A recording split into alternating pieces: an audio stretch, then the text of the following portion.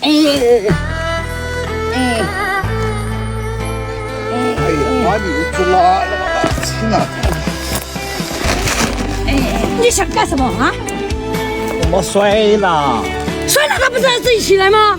啊？他的爸就先睡了，你又死人了不是人嘛？爸就是什么要快点，赶快才扛着过去丢肥料。来年我们要靠这一出菜子来养活我们，吃一年的油哎啊！你干什么个鬼东西啊你？快点走！你真是懂得抢时间。速度快点！速度快点呐！看什么看？快点！谁让你再不完怎么办？下雨来了，你没看到吗？真是！我不知道自己的轻重，下雨。速度快点！好像没吃饭一样，他一天到晚的大男人，像你这样子干活吗？像你这样子干活，全家人还要不要吃饭呢？啊，磨磨唧唧的大男人。快点呐你！好了，没看见纸板的吗？真是！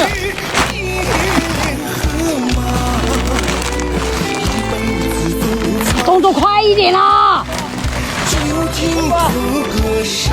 在哪里啊？就算天大，就算地你帮我动作快一点。也比不上你们的恩情大。怎么又摔跤了呢？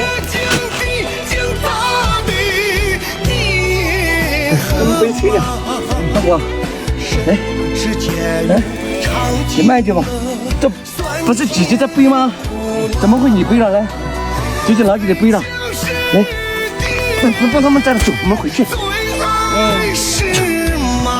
我告诉你们，等一下回来才收拾你们。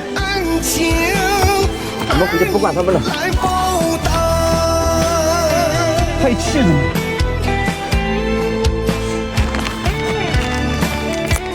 你还愣着干嘛？看什么看？啊？你没看过他们啊？你不赶快干，干不完的话，等一下不让你吃饭。他们两个的活，你一个人干，我告诉你，你真的是让这种人，你还在那里看什么看嘛？我发现我说话一点分量都没有了哈，现在太过分了，我看你真是大男人磨磨唧唧干活。做事儿做不好，干活干不了，还在看啊？去哦，想去你去，你也跟着回去嘛。在家里待着肯定很舒服的，现在下雨，肯定不舒服，腿上带泥，天上下雨，腿上带泥，然后头发到处都是湿的。不是我的话，我也愿意在家里哦。在家里待起来舒服得很，又不会被雨淋，不会被太阳晒，多安逸啊！真是，我看你是不要吃饭了一天，不吃饭可以哦，不吃饭你可以在家里玩哦，你想怎么玩就怎么玩，没人管你，真是。